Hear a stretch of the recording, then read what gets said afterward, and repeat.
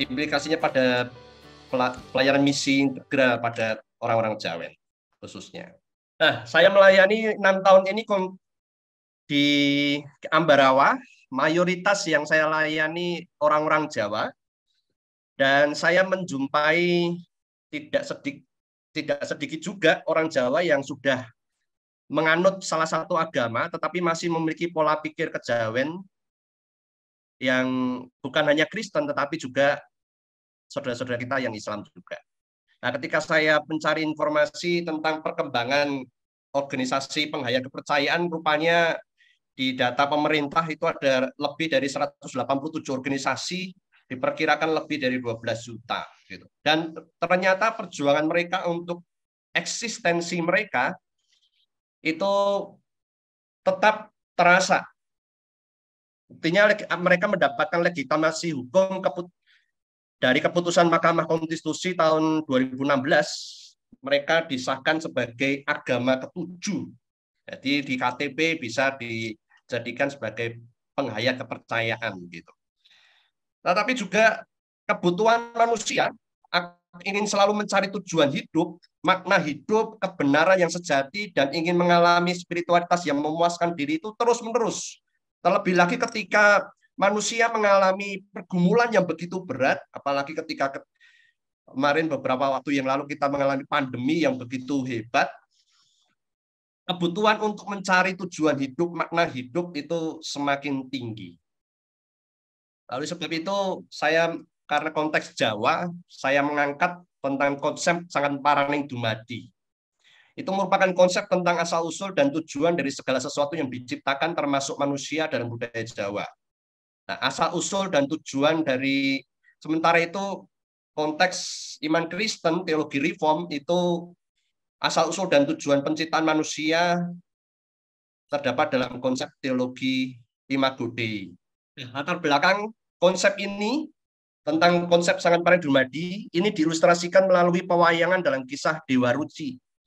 Wayang bagi orang Jawa itu dalam budaya Jawa itu bukan hanya sebagai tontonan yang menghibur, tetapi juga terlebih utama adalah tuntunan bagi kehidupan, sehingga nilai-nilai kehidupan itu dinyatakan dikisahkan di dalam kisah pewayangan. Nah, khusus kisah Dewa Ruci ini tidak semua dalang mau atau mampu mementaskan kisah ini. Karena makna yang terkandung di dalam kisah tersebut sangat dalam dan agung bagi orang Jawa. Nah, kisah Dewa Ruci mendapat pengaruh epik Gilgamesh, yaitu pencarian roh kehidupan, pohon kehidupan. Kemudian di dalam agama Hindu-Buddha ternyata juga ada kisah Nawaruci, yaitu pencarian air kehidupan. Dan juga kisah Dewa Ruci ini di dalam konteks Jawa mendapat pengaruh juga dalam pengajaran tasawuf, khususnya mistik Islam yang untuk bisa mengenal Tuhan, manusia harus lebih dahulu mengenal dirinya sendiri. Nah, itu konteks Jawa yang dipengaruhi oleh Islam begitu. Nah, berbicara tentang antropologi, ada 3 poin yang dalam penelitian saya yaitu asal-usul dan tujuan manusia, aspek-aspek manusia dan relasi manusia. Nah, saya berfokus kepada konsep disangkan paraning dumadi di dalam antropologinya. Kalau teologi reform saya berasumsi rekan-rekan sudah memahaminya begitu. Nah, manusia dalam sangat paraning dumadi itu dalam pemahaman konteks budaya Jawa itu manusia berasal dari Gusti dan tujuan manusia kembali kepada Gusti. Gusti itu bisa dimaknai diartikan Tuhan begitu. Tetapi dalam kisah Dewa Ruci ini kita harus memahami lapisan-lapisan pengaruh-pengaruhnya. Jadi ada pandangan monisme, panteisme, dan karena Islam masuk ke tanah Jawa, juga kolonial sending-sending yang melayani di Jawa, maka teisme itu juga mempengaruhi konsep berpikir dalam budaya Jawa. Jadi konsep Tuhan di dalam konsep Gusti di dalam budaya Jawa itu ada 3 pengaruh ini, monisme, panteisme, dan teisme. Dan tetapi di dalam konsep Gusti di dalam budaya Jawa, mereka memahaminya memiliki sifat yang transenden dan imanen. Makanya tidak heran kalau kita bertemu dengan beberapa orang Jawa yang sedikit banyak, misalkan usia di atas 50, itu konsep pemikirannya eh, sekalipun punya agama yang sudah di KTP yang agama-agama yang mayoritas besar begitu, tetapi konsep pemikirannya bisa masih dipengaruhi oleh monisme panteisme.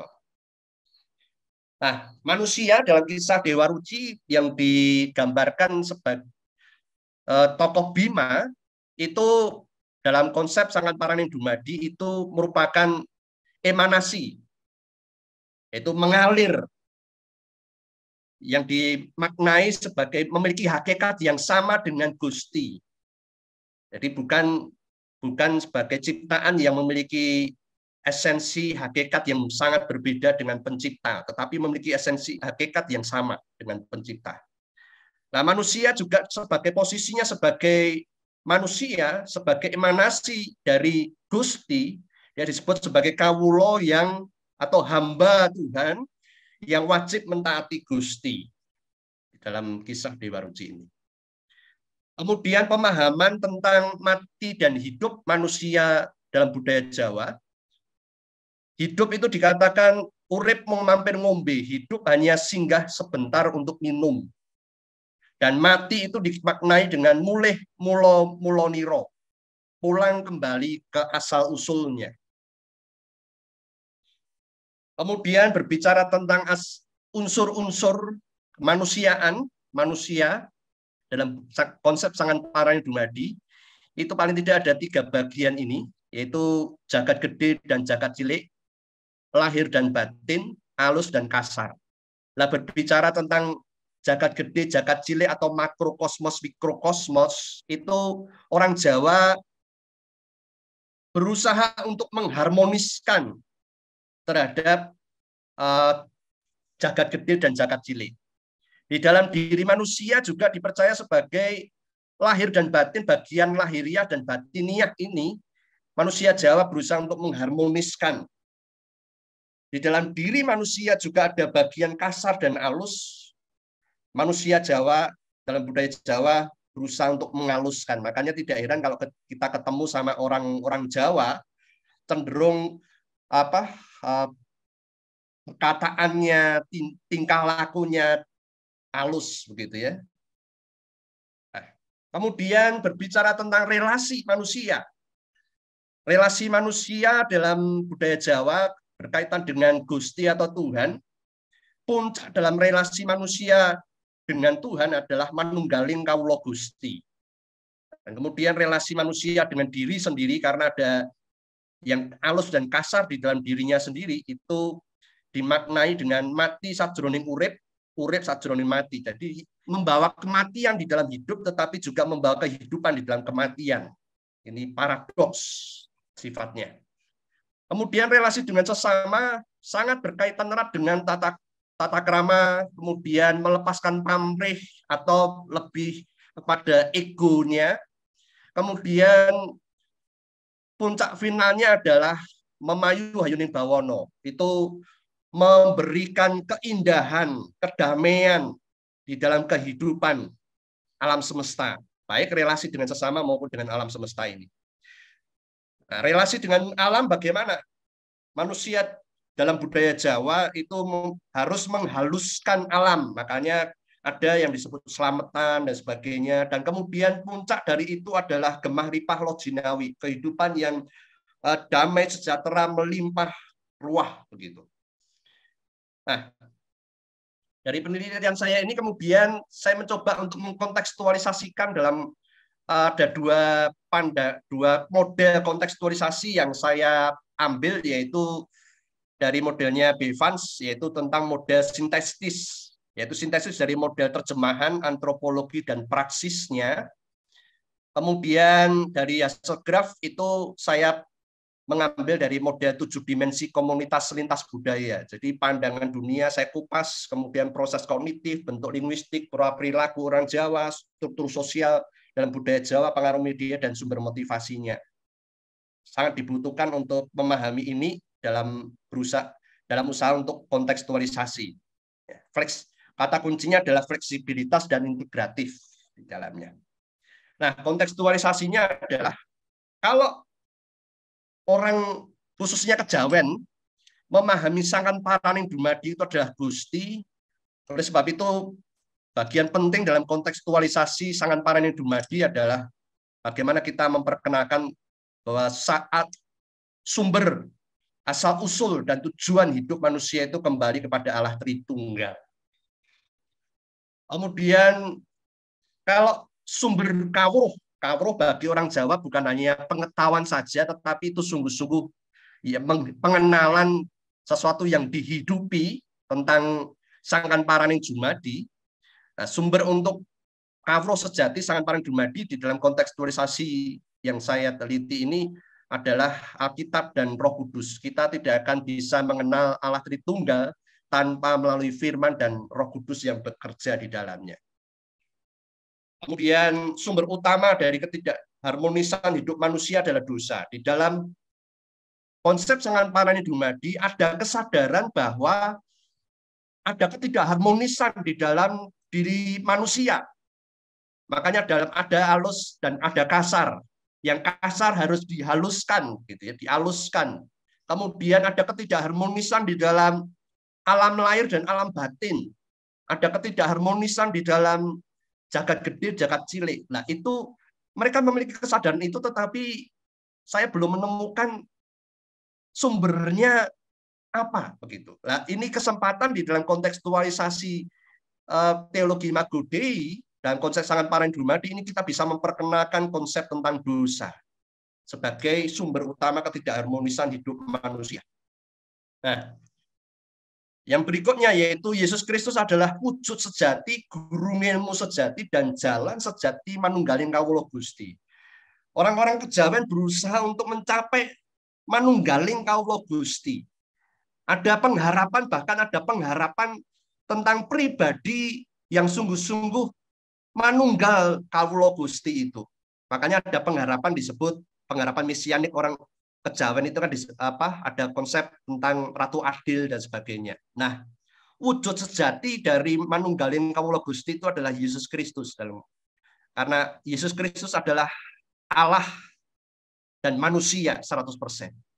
Guru ilmu sejati dan jalan sejati untuk bisa mencapai manunggal dengan Gusti itu hanya melalui Yesus Kristus saja. Itu sebabnya Yesus Kristus memperkenalkan dirinya sebagai akulah jalan, kebenaran, dan hidup di dalamnya.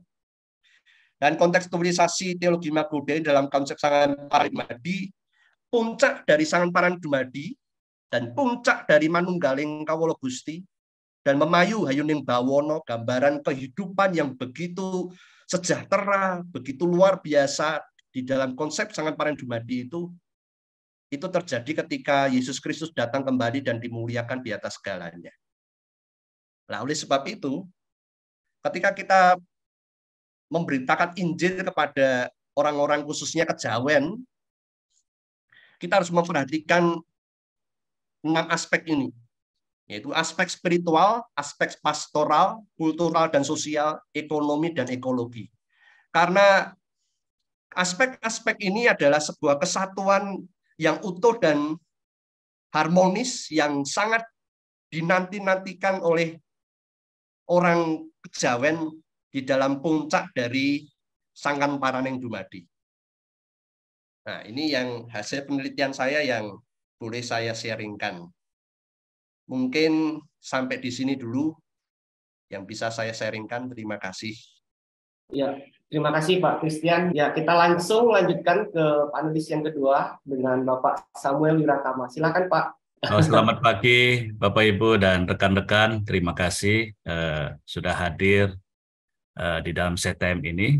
Topik yang akan saya sharingkan pada pagi hari ini adalah dari hasil penelitian saya mengenai inklusivisme Clark Pinnock, dan tentu di bagian akhir daripada studi ini saya akan memaparkan bahwa ada sesuatu yang kita bisa belajar dari pemikiran Pinnock bagi konteks Indonesia.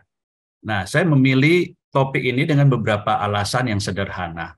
Yang pertama bahwa Pino adalah teolog Kanada, dan tentu kita tahu dari sayap Armenian yang cukup mempunyai pengaruh yang besar di kalangan Injili, khususnya di Amerika Utara.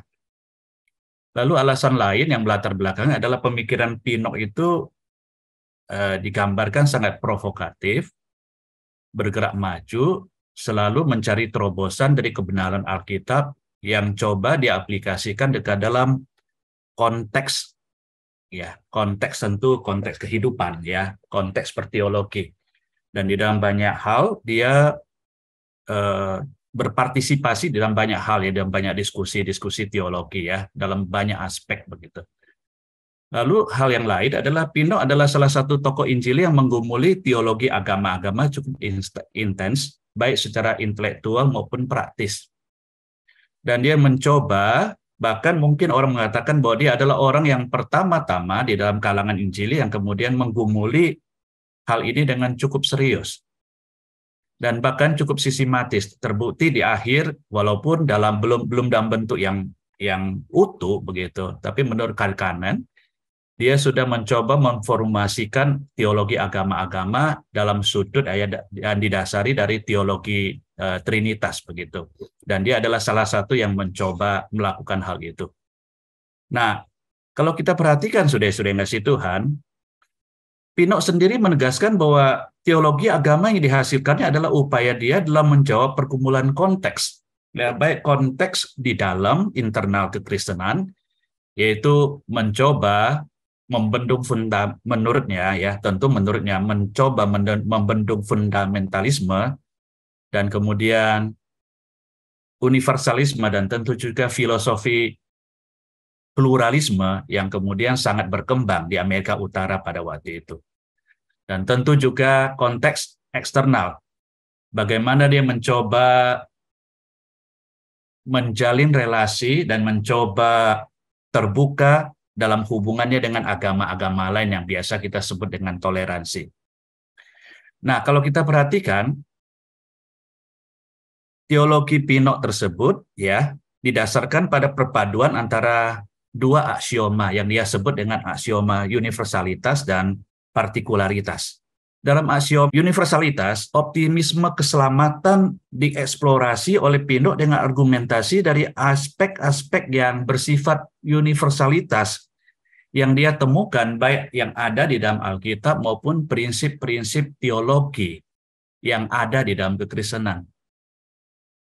Misalnya dia mengembangkan sebuah yang dia sebut dengan hermeneutik pengharapan, ya, hermeneutik harapan, di mana dia memandang berita Alkitab dengan sangat positif dan terbuka bahwa Allah dari Kejadian sampai Wahyu menganugerahkan keselamatan yang universal kepada manusia.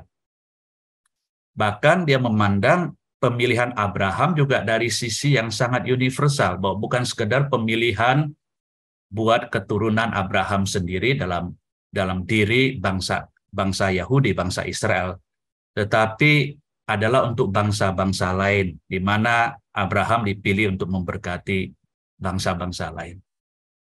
Dan di dalam mengembangkan prinsip-prinsip teologi, ya, untuk mendukung universalitas daripada keselamatan tersebut, Pino juga melihat karya Roh Kudus dengan sangat positif, ya. Dia melihat kehadiran dan karya Roh Kudus secara universal. Bahwa dari dulu sampai sekarang, Roh Kudus tetap hadir di mana-mana dan berkarya untuk mendatangkan keselamatan bagi orang-orang yang belum percaya. Bahkan juga di dalam agama-agama. Dan dia membedakan agama-agama itu dalam dua pengertian, yaitu agama yang subjektif dan agama-agama yang objektif.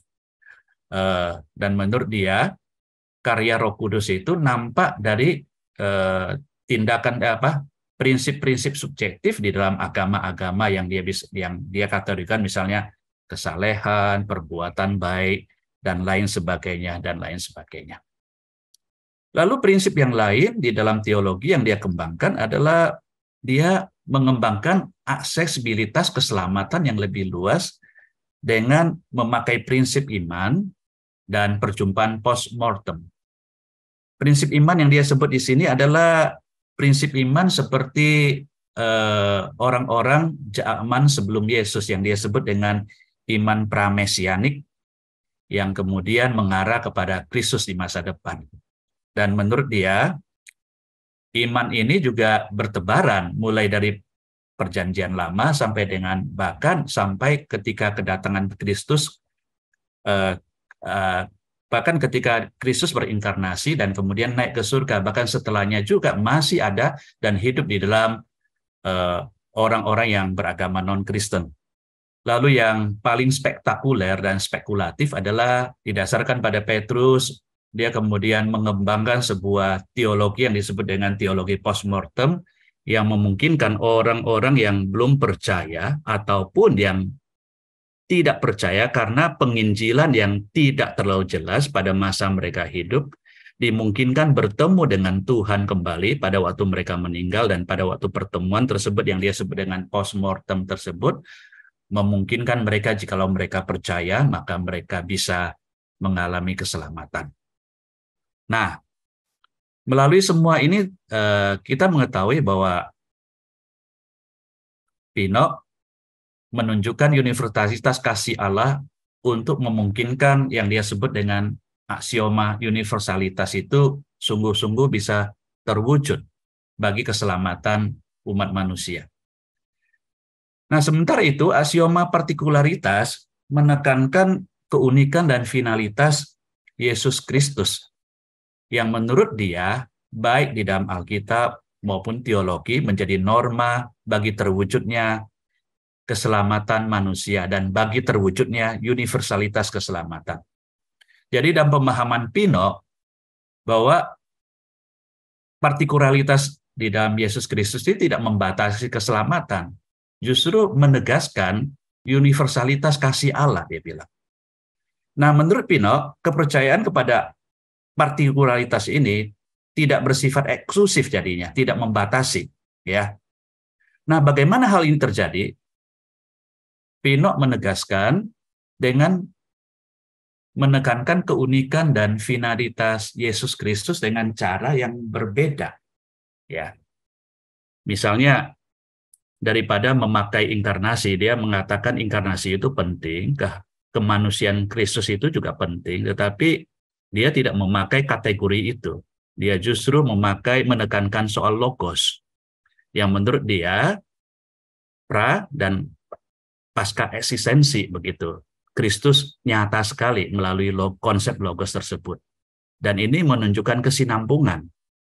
Yesus dulu sudah berkarya bersama dengan pribadi yang lain di dalam Allah Trinitas, menyampaikan keselamatan kepada manusia, dan ketika dia berinkarnasi, dia juga berkarya, bahkan berkorban di atas kayu salib, dan bahkan menurut dia setelah pasca eksistensi sebagai manusia di bumi, dia juga terus berkarya. Jadi ada kesinambungan di situ. Baik kesinambungan penciptaan maupun kesinambungan penebusan. Dia juga melihat perlunya pemisahan antara perlunya Kristus untuk keselamatan dengan pengenalan kepada Yesus Kristus bagi keselamatan.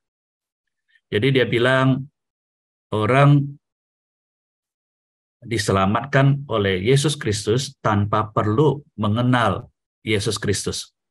Dan dia menunjuk misalnya kembali kepada prinsip-prinsip di dalam aksioma universalitas. Misalnya dia ada konsep iman, pramesianik, dan lain sebagainya.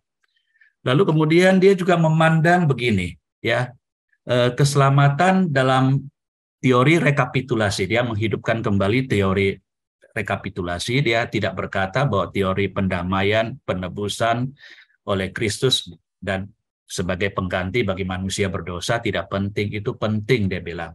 Dan itu perlu dipakai. Tetapi dia mau memakai teori yang lain, teori rekapitulasi dari bapak-bapak gereja yang dulu, yang menurut dia lebih kontekstual, ya, lebih kontekstual, menggambarkan tentang pemulihan relasi yang rusak. Yesus sebagai Adam terakhir, yang kemudian menjadi representasi bagi manusia untuk kemudian menuju kepada Allah. Nah, dalam pemikiran Pinok, perpaduan kedua aksioma ini menghasilkan teologi agama-agama yang inklusif, terbuka, menjembatani, dan merangkul.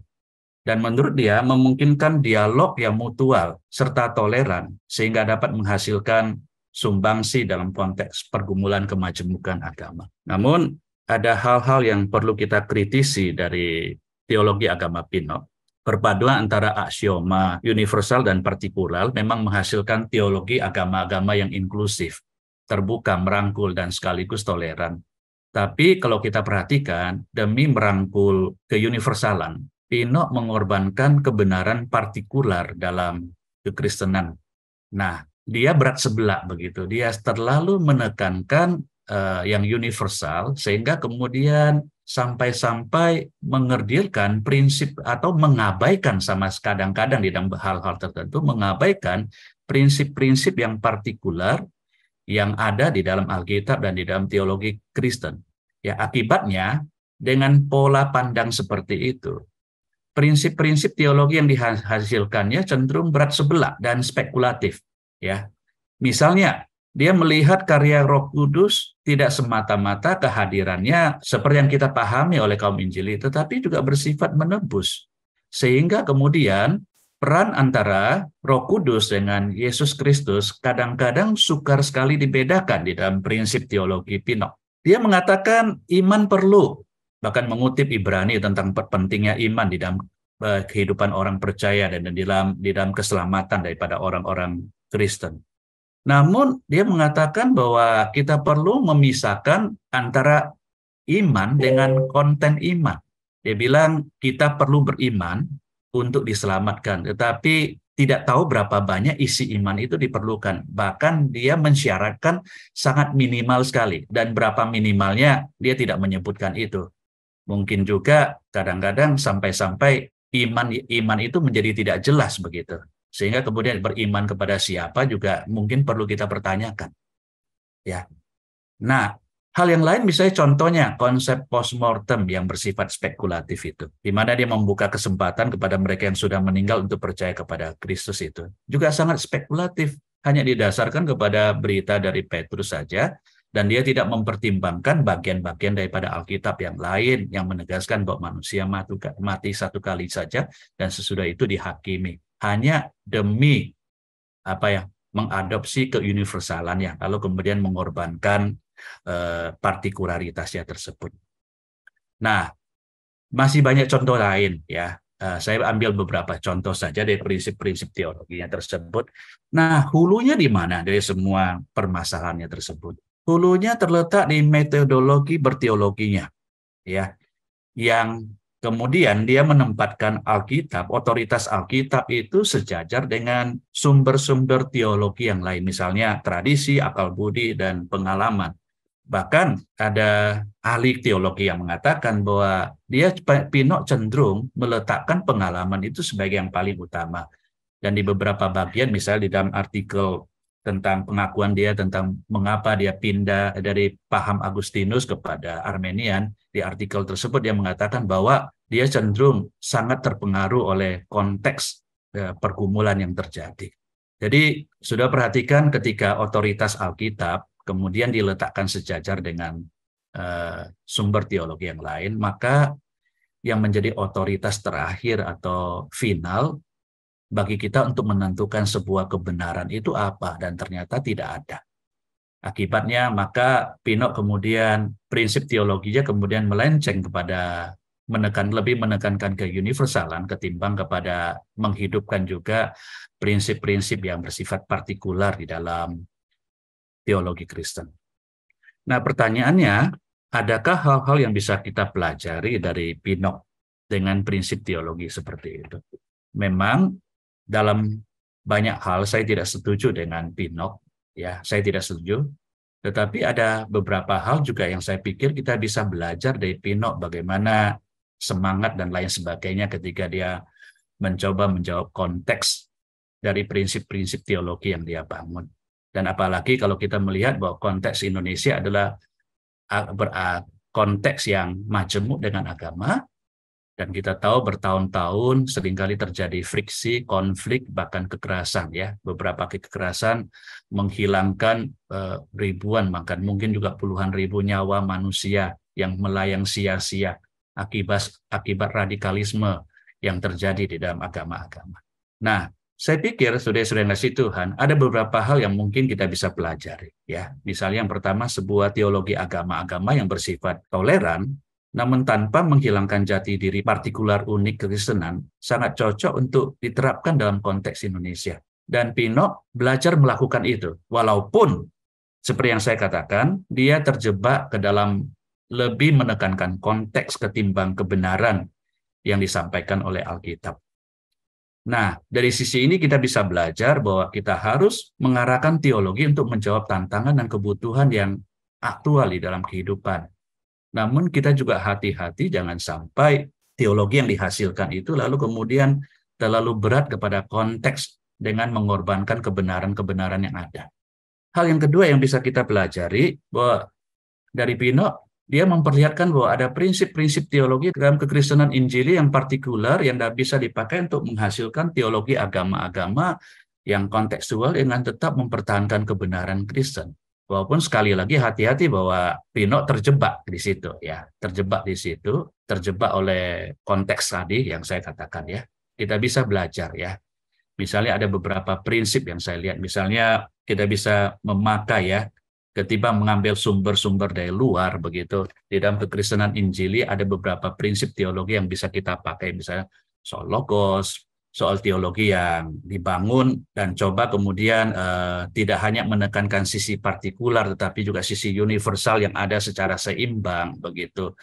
Lalu kemudian beberapa prinsip yang lain yang Pak Pinok sebutkan tadi, misalnya soal konsep keselamatan yang kemudian dia lebih cocok dengan rekapitulasi tersebut. Mungkin kita perlu explore ya.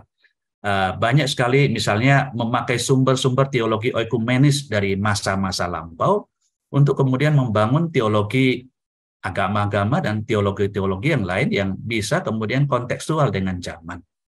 Dan bahkan prinsip yang lain yang kemudian saya sebut tadi ya di awal, Pinok kemudian juga walaupun belum dalam bentuk final, dia memakai konsep trinitas ya. Tentu trinitas yang dia pakai berbeda dengan trinitas yang kita pahami secara tradisional, dia memakai trinitas sosial.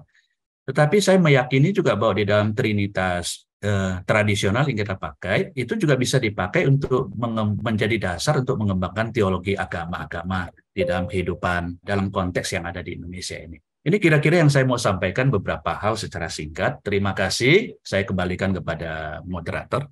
Ya, terima kasih banyak Pak Samuel. Oke, kita akan lanjut kepada panelis yang ketiga dengan Bapak Philip Chung. Saya persilakan Pak. Ya, selamat siang. Harusnya selalu sudah siang ya, Bapak Ibu sekalian. Ya, terima kasih untuk kesempatan yang diberikan pada saya. Ya, terima kasih juga untuk Pak Christian dan Pak Samuel yang telah membawakan kita untuk dua sesi awal ini ya.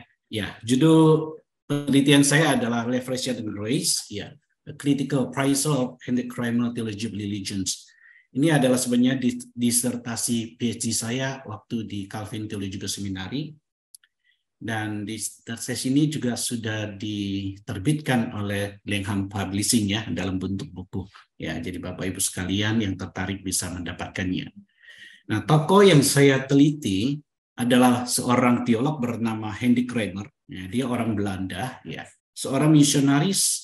Pada dasarnya adalah orang yang tidak asing di Indonesia, karena dia bekerja sebagai misionaris sekitar tahun 1922 sampai 1937, jadi kurang lebih sebenarnya 15 tahun. Ya. Tokoh yang pada dasarnya sangat dikenal di Indonesia harusnya ya, terutama untuk Bapak Ibu sekalian yang mungkin ya cukup lama ya kita berkenalan ya, dan gereja-gereja yang ada di Jawa ataupun mereka yang datang dari gereja yang lebih mainstream, ya katakanlah seperti GKI dan sebagainya, sangat kenal dengan tokoh ini sebenarnya. Ini kurang lebih seabad yang lalu ya kalau dia bekerja di Indonesia. Ya, dia seorang tokoh misi juga, terlibat aktif dalam gerakan misi, mulai dari tahun 1928, 38, ya, dan seterusnya. Dia juga menjadi pelopor berdirinya WCC, ya. Dan ketika dia bekerja di Indonesia, dia lebih banyak bekerja secara status itu di bagian LAI, Lembaga Alkitab Indonesia yang hari ini. Tentu waktu itu tidak disebut demikian. Waktu itu disebut dengan Dutch Bible Society, ya. Karena itu memang di bagian ini. Tetapi dia juga berkeliling di banyak tempat di Indonesia, termasuk mendirikan beberapa sekolah Alkitab. Ya, sekolah Alkitab yang paling dikenal tentunya adalah yang hari ini menjadi STTJ, ya, Sekolah Tinggi Teologi Jakarta. Itu adalah didirikan oleh Hendrik Kramer. Dia seorang ahli bahasa, linguis, menguasai lebih dari 10 bahasa. Jadi ini orang-orang yang sangat-sangat pintar.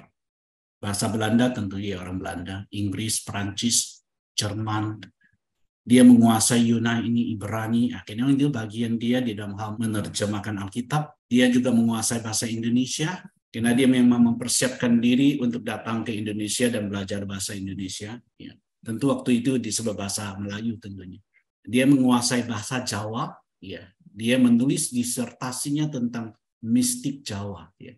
Khusus untuk melihat bahasa Jawa daun lontar. Ya. Ini luar biasa. Dia menguasai bahasa Sunda, bisa bahasa Batak. Ya. Dia juga tentu menguasai bahasa Arab. Ya. Dia juga seorang ahli agama Islam gitu. Ya, ia sekalipun dilatih sebagai penerjemah Alkitab, tapi dia tidak belajar teologi secara langsung. Ya, maka dia disebut sebenarnya lay theologian. Ya. Ya, seorang misionaris. Ya, memang waktu itu dilatih khusus untuk sebagai penerjemah Alkitab, tidak di dalam hal teologi. Ya, ini kadang-kadang kita jadi melihat sesuatu hal yang agak sedikit humor juga ya. Dikatakan dia pada waktu itu dia tes untuk menjadi seorang misionaris, gagal pertama untuk dari hal teologi ya. Jadi sekalipun dia begitu luar biasa di dalam bahasa, dia bisa gagal ujian pertama dalam hal teologi ya. Ya Bapak Ibu sekalian, kalau gagal di dalam hal teologi jangan takut ya. Tuhan bisa memakai kita lebih daripada itu. Oke, ini hanya pendahuluan saja tentang Hendrik Kramer. Bidang saya adalah teologi agama-agama. Pada dasarnya dalam teologi agama kita membicarakan beberapa hal. Ya, pertama itu apa itu natur agama? Apakah agama ini produk manusia atau bukan? Lalu bagaimana relasi antara kekristenan dan agama-agama lain? Dalam hal ini apakah kita mengatakan bahwa kekristenan itu unik? Apakah hanya sama dengan agama lain, satu dari sekian banyak agama yang lain? Ya. Dan terakhir, pertanyaan yang penting adalah bagaimana sikap orang percaya, orang Kristen terhadap agama-agama lain dan budaya-budaya lain. Ya. Bagaimana kita bisa tetap setia kepada Tuhan, kepada amanat agung untuk memberitakan Injil, tapi sekaligus juga toleran kepada orang-orang dari agama lain. Nah, ini menjadi pertanyaan yang mendasar di dalam teologi agama-agama. Ya, tentu kita lihat teologi agama yang sifatnya Kristen. Nah, sebelum tahun 80-an, teologi agama pada dasarnya itu kita golongkan menjadi dua posisi. Pertama, posisi continuity dan kemudian posisi discontinuity. Ya. Jadi yang di bagian continuity pada dasarnya mengatakan bahwa ada kontinuitas antara wahyu yang ada di dalam Kristen dan kemudian juga di agama-agama yang lain ada wahyunya juga. Dan kekristenan hanya dipandang sebagai puncak daripada agama-agama yang lain. Nah, ini posisi yang dipegang oleh Farquhar ya dalam teologi yang disebut dengan fulfillment. Sedangkan ada satu bagian lain, ya ini adalah seperti yang dipelopori oleh William Hawking, yang mengatakan bahwa agama-agama di dunia ini pada dasarnya tidak ada terlalu banyak berbeda. Lawan kita itu bukan agama lain, mari kita bergandeng sama dengan sesama agama untuk memerangi sekularisme. Ya, ini adalah cikal bakal daripada aliran liberal pada zaman ini ya. Oke, sedangkan di bagian mereka yang tradisional, yang konservatif pada dasarnya digolongkan seperti Kramer dan Barth adalah golongan yang memegang bahwa ada ketidaksamaan, ya, bahwa Kristen itu adalah satu-satunya agama di mana ada wahyu Allah yang asli. Sedangkan di agama yang lain tidak ada wahyu Allah, atau setidaknya tidak bisa digolongkan memiliki wahyu secara khusus tentunya. Setelah tahun 80-an, Alan Lesh menerbitkan satu buku berjudul Christians and Religious Pluralisms. Di sinilah pertama kalinya kemudian diperkenalkan istilah eksklusisme, inklusisme, dan pluralisme. Dan setelah itu pada dasarnya semua teologi agama banyak dikategorikan di dalam 3 posisi ini. Dan Kramer tentunya kemudian digolongkan adalah sebagai bagian posisi eksklusif. Nah, disertasi saya ini secara khusus untuk mengkritisi sebenarnya posisi eksklusif dari Kramer.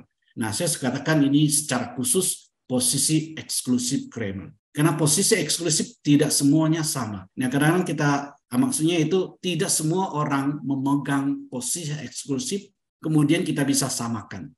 Ambil contoh yang paling gampang misalnya. Karl Barth itu adalah orang masukkan di dalam posisi eksklusif. Satu golongan dengan Kramer. Tapi kalau kita teliti baik-baik apa yang dikatakan oleh Kramer dan kemudian posisi Karl Barth, ujung-ujungnya itu berbeda. Karena Karl Barth sekalipun dia itu posisi eksklusif, dalam hal orang harus percaya pada Tuhan Yesus dan sebagainya. Tapi pada ujungnya dia itu ada semacam universalis tendensinya. Jadi pada akhirnya orang semua sudah selamat. Jadi kita bingung sebenarnya apa itu posisi eksklusifnya daripada Karl Barth. Jadi kita harus hati-hati juga di dalam hal tentang posisi eksklusif ini. Maka saya lebih menyoroti secara khusus adalah posisi eksklusifnya yang dipegang oleh Kramer, yang secara tradisional lebih dekat dengan posisi Reform dan Injili gitu. Jadi saya meneliti apakah posisi eksklusif dari Kramer ini pada dasarnya apakah masih relevan atau tidak, dan seberapa masih dapat dipegang oleh orang-orang Kristen pada hari ini. Nah, cara saya adalah pada dasarnya mengambil beberapa kritik yang diambil dari tokoh-tokoh lain terhadap Kramer. Kramer pada dasarnya dikritik banyak orang, mulai dari awal sampai itu adalah banyak. Akan tetapi saya tidak mengambil semuanya, hal mana tentu tidak mungkin. Jadi saya dalam ini hanya mengambil beberapa kritik saja dari zaman yang berbeda, terutama diambil dari posisi yang masih dekat dengan Kramer. Jadi mengambil kritik dari lawan yang tidak terlalu jauh berbeda. Maka saya tidak memilih dari kaum pluralis misalnya mengkritik Kramer. Pada dasarnya standpoint mereka terlalu jauh sudah berbeda. Dan kita tidak akan terlalu banyak mendapatkan akan manfaat daripada kritik-kritiknya itu. Nah, oleh sebab itu saya memilih mereka yang masih digolongkan kawan sendiri. Atau ini juga akan memberikan semacam best position untuk Kramer. Dan sekaligus juga untuk satu kritik yang lebih tajam, karena ini datang dari orang sendiri, sehingga kekurangan Kramer itu bisa diungkapkan dengan motivasi yang lebih untuk membangun, bukan untuk menjatuhkan begitu. Jadi saya ambil dari memilih A.G. Hawk, ini adalah satu zaman Kramer, mereka sama-sama adalah misionari. Hawk pada dasarnya dia itu seorang misionari lama sekali dari awal sampai selesai itu di India. Dan dia juga seorang scholar, maka kritiknya juga tajam. Kemudian saya pilih M.M. Thomas, ini seorang tokoh India sebenarnya, dan dia pengagum dan menyebut diri sebagai murid Kramer. Jadi ini betul adalah murid yang kritik akan gurunya, apa yang dia tidak setuju gitu, dan apa yang dia setuju dari seorang Kramer gitu. Kemudian terakhir saya mengambil dari Gavin de Costa, ini adalah pada dasarnya dari kontemporer, jadi sudah tahun 90-an punya. Ini seorang teolog dari Katolik dan posisi dia pada dasarnya inklusif, Jadi kita akan melihat belajar di beberapa kritik mereka. Nah, pada dasarnya kritik-kritik ini mereka menghargai, Jadi saya summary-kan aja, saya rangkumkan saja kritik mereka dan saya tidak masuk kepada detail-detail apa yang mereka kritisi daripada Kramer. Pada dasarnya mereka menghargai kekuatan dari posisi eksklusif Kramer. Ada dua hal yang dipandang sangat penting di dalam kritik ini. Pertama adalah memang Kramer itu memandang penting keunikan Yesus Kristus sebagai satu-satunya jalan keselamatan. Dan kedua, juga kekuatan dari Kramer adalah menekankan perlunya atau harusnya ada misi Kristen. Ini tentu berangkat dari Kramer yang adalah seorang misionaris yang memandang sangat penting untuk terus mengabarkan Injil gitu. Tapi ini mengabarkan Injil dalam arti yang tradisional, bukan dalam arti yang telah diperluas, di mana aksi-aksi sosial kemudian digolongkan sebagai misi Kristen, ya, tanpa lagi ada pemberitaan Injil secara verbal. Nah, Kramer itu masih tetap memegang perlunya pemberitaan Injil secara tradisional, ya, di mana Injil dikabarkan bukan saja dalam bentuk perbuatan sosial. Jadi ini yang menjadi kekuatan daripada teologi agamanya Kramer. Akan tetapi mereka tidak setuju dengan Kramer dalam hal pandangan ini. Menurut mereka bahwa Kramer itu agak rigid dan memiliki pandangan negatif terhadap budaya dan agama lain. Nah, itu yang kemudian saya coba untuk mengevaluasi pandangan mereka. Betulkah bahwa Kramer itu adalah negatif terhadap agama lain dan dari segi posisinya? Dan dari evaluasi yang saya lakukan, saya tidak menemukan ada bukti-bukti dari kritik mereka dapat istilahnya dapat disupport begitu. Ya, bahwa kritik mereka, objection mereka, keberatan mereka bahwa Kramer itu rigid dan arogan itu tidak terbukti. Ya. Dengan demikian, dapat saya simpulkan bahwa posisi Kramer sebenarnya tidak anti agama lain dan juga tidak rigid di dalam budaya-budaya non-Kristen. Nah, ini adalah satu penemuan yang saya anggap sangat penting. Ya. Dalam arti kata, posisi eksklusif teologi agama bahwa seorang Kristen dapat mempertahankan Yesus Kristus sebagai satu-satunya jalan keselamatan, tidak seperti yang diserang oleh orang-orang, ya, bahwa mereka itu fanatik, arogan, rigid, tidak toleran dan sebagainya. Ini sesuatu yang tidak terbukti sebenarnya dan tidak benar dan tidak harus demikian. Dan secara praktis, ya, dan secara teologis juga, bahwa posisi eksklusif tetap dapat menghargai agama dan budaya lain. Ya. Jadi orang-orang yang percaya pada Yesus Kristus sebagai satu-satunya jalan dan keselamatan, orang-orang yang percaya bahwa kita tetap harus dapat mengabarkan Injil kepada orang-orang yang berbeda agama dengan kita, dalam waktu yang sama, mereka sebenarnya tetap dapat menghargai agama dan budaya non-Kristen, begitu. Maka secara dialektik, pada dasarnya Kramer mengakui setidaknya ada kontinuitas dan diskontinuitas antara wahyu Kristiani dengan agama lain. Ada persamaan dan ada ketidakpersamaan antara iman Kristen dengan agama-agama lain. Dan secara praktis dalam prakteknya, Kramer juga tidak pernah anti agama. Ya. Pada dasarnya dia itu ahli agama Islam. Dia berdialog dengan orang-orang Islam. Ya. Dia menulis tentang agama Islam. Nah, dia bisa bahasa Arab dengan baik. Ya. Dan dia juga ahli bahasa Jawa. Dia sering diundang untuk membawakan akan budaya Jawa. Dia menulis banyak tentang wayang. Ya. Tentu dalam bahasa Belanda. Ya. Jadi kita boleh katakan tidak benar bahwa posisi eksklusif harus arogan, rigid, dan fanatik. Nah, ini tidak terbukti. Ya.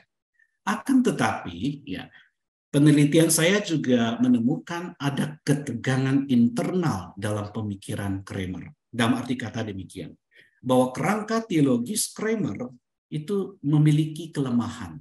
Akibatnya tidak mampu menyongkong pandangan positif terhadap agama dan budaya lain. Nah, jadi di satu pihak kelihatannya kritik ini dari mereka yang saya ambil itu memiliki agak sedikit kekuatan juga. Mereka mengkritik, bukan dalam hal praktis. Dalam hal praktis, Kramer tidak menunjukkan arogansi. Tetapi dalam hal kerangka teologis tidak memberikan support. Ya. Ini terutama adalah di dalam hal dia punya versi tentang doktrin wahyu dan doktrin anugerah. Ya. Karena Kramer pada dasarnya dipengaruhi oleh Karl Barth, sehingga doktrin dia di dalam hal tentang wahyu umum itu tidak kuat. Ya. Dia itu pelin-pelan kelihatannya begitu. Ya, kiri dan kanan. Ya, jadi agak susah. Dan dia tidak memiliki konsep tentang anugerah umum yang jelas begitu. Nah, ini memiliki sesuatu fondasi yang lemah di dalam kerangka teologis. Ya. Maka solusi saya di dalam penelitian saya adalah memperkuat posisi Kramer dengan doktrin anugerah dan doktrin wahyu. Jadi wahyu umum khususnya dan anugerah umum khususnya. Ini yang perlu diperbaiki. Maka saya ambil pemikiran dari teolog-teolog reform seperti Herman Bavinck, Johann Hermann Bavinck, Abraham Kuyper, dan beberapa lagi teolog yang lain untuk memperkuat akan kerangka teologis Kramer. Jadi sebagai konklusi, ya, di antara tiga posisi yang ada, pluralisme, inklusisme, eksklusisme. Pluralisme bagi kita orang-orang Injili, bagi orang Injili itu susah sekali untuk bisa diterima. Karena pada dasarnya dia tidak mampu mempertahankan Yesus Kristus sebagai satu-satunya jalan keselamatan. Ya, pada dasarnya ini yang menjadi kelemahan terbesar daripada posisi pluralisme. Nah, di bagian posisi inklusisme, nah dia juga ada masalah. Dia bisa mengakui Yesus sebagai satu-satunya jalan dan keselamatan, hanya saja dia membuka jalan bahwa ada kemungkinan orang bisa percaya Yesus melalui jalan lain, ya, seperti Karl Rahner itu adalah pada dasarnya mengatakan orang bisa menemukan Yesus Kristus di agama lain, ya, dengan anomalis Kristennya. Nah, tadi dipresentasikan oleh Pak Samuel seperti Karl Pinnock, dia memberikan akan kemungkinan orang bisa bertemu dengan Yesus setelah kematian, post-mortem, ya, perjumpaan setelah kematian begitu. Nah, kalau itu di-push terlalu jauh, maka kita bisa melihat bahwa ini akan meniadakan atau mengurangi akan urgensi daripada pemberitakan Injil. Jikalau orang bisa menemukan Yesus Kristus di dalam agama Buddha, mengapa perlu kita kemudian mengabarkan Injil pada orang Buddha begitu? Mengapa orang Buddha tidak menemukan aja Yesus di dalam agama Buddhanya? Maka itulah kemudian kesulitan sebenarnya di dalam posisi inklusif itu, meniadakan keniscayaan pemberitaan misi dan penginjilan. Nah, posisi eksklusif selalu dituduh adalah arogan, rigid, dan tidak bisa menerima, tidak toleran terhadap agama dan budaya lain. Nah, tetapi di dalam disertasi saya menemukan tidak harus demikian. Kita tetap bisa mempertahankan posisi eksklusif, tapi dengan modal yang sudah dimodifikasi, ya. Sehingga di satu pihak mampu mempertahankan Yesus Kristus sebagai satu-satunya jalan dan keselamatan. Dengan demikian kita tidak perlu untuk bisa mengabaikan akan pluralisme. Dan pihak itu kita tetap bisa mempertahankan keniscayaan misi dan penginjilan. Dalam hal ini pada dasarnya ada melawan inklusif. Dan kemudian juga di lain pihak bisa menghalau atau segala tuduhan bahwa eksklusif itu arogan dan sebagainya.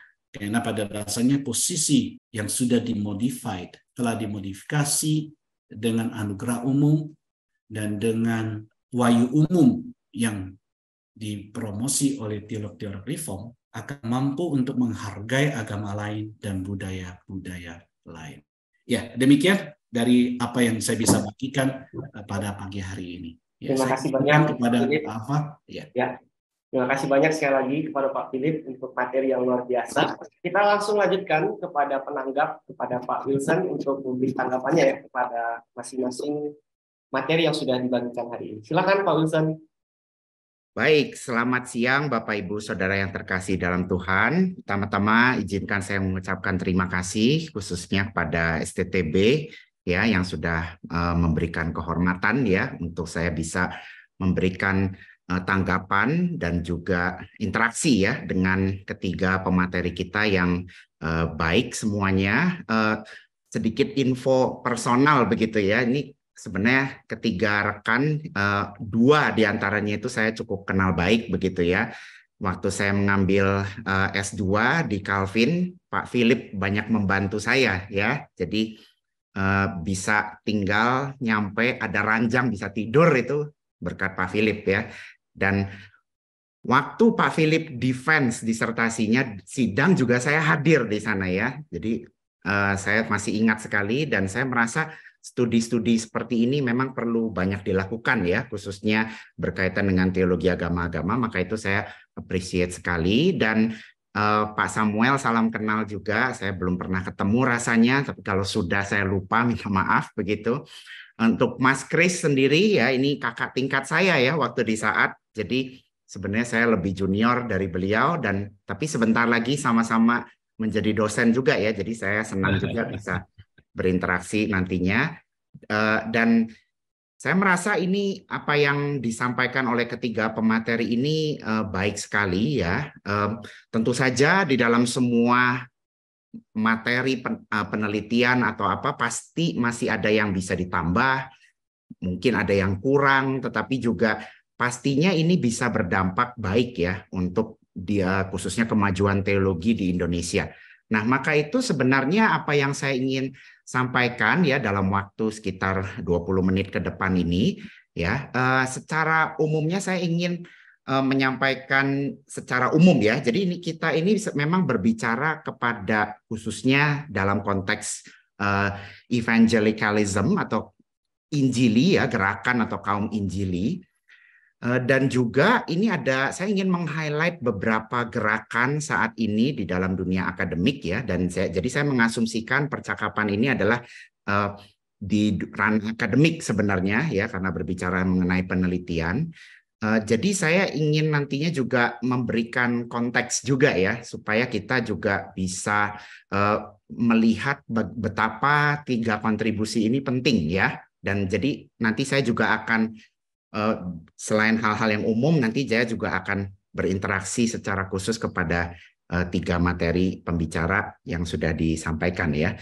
Nah, yang pertama-tama saya ingin mengingatkan kita begitu ya, barangkali kita ini lupa ya dengan sejarah, tapi saya kira penelitian-penelitian seperti ini yang dilakukan STTB menunjukkan bahwa kita ini memikirkan mengenai yang disebut dengan intelektualitas ya, khususnya mengenai kaum Injili yang seringkali disangka itu nggak mementingkan hal yang beginian.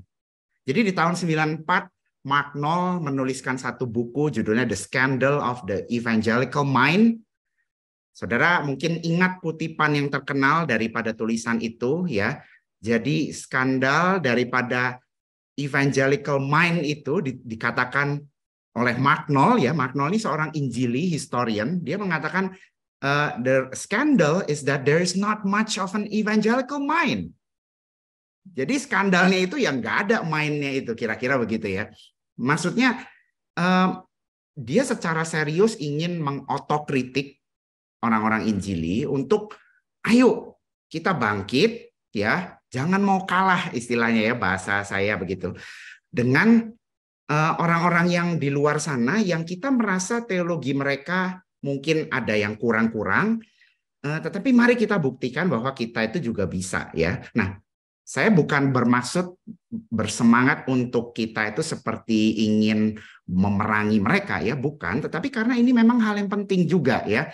Jadi Mark Noll juga pernah menuliskan juga buku setelah itu di tahun 2002 kalau nggak salah, Jesus and the Life of the Mind ya. Jadi perhatikan ya, Yesus ya, karena Yesus saya percaya ya terlihat dari murid-muridnya ya memang beragam, tetapi juga banyak orang-orang Kristen itu sebenarnya yang filsuf ya, yang intelektual ya, dan tadi kita sudah menyaksikan tokoh-tokoh yang dipilih itu semua orang-orang yang bukan biasa-biasa atau sederhana sebenarnya ya secara intelektual. Maka itu saya rasa penelitian-penelitian seperti ini ya, di mana kita saling membagikan ini sangat, saya rasa perlu kita sambut dengan baik dan perlu lebih sering saya kira ya.